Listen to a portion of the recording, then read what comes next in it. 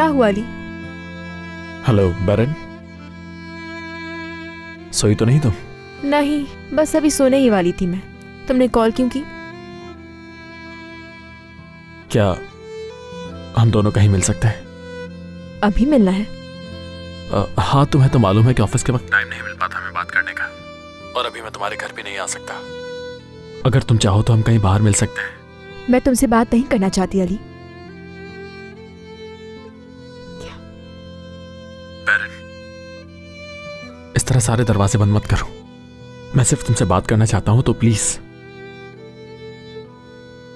बात करो इससे बैरन। बैरन। ठीक है।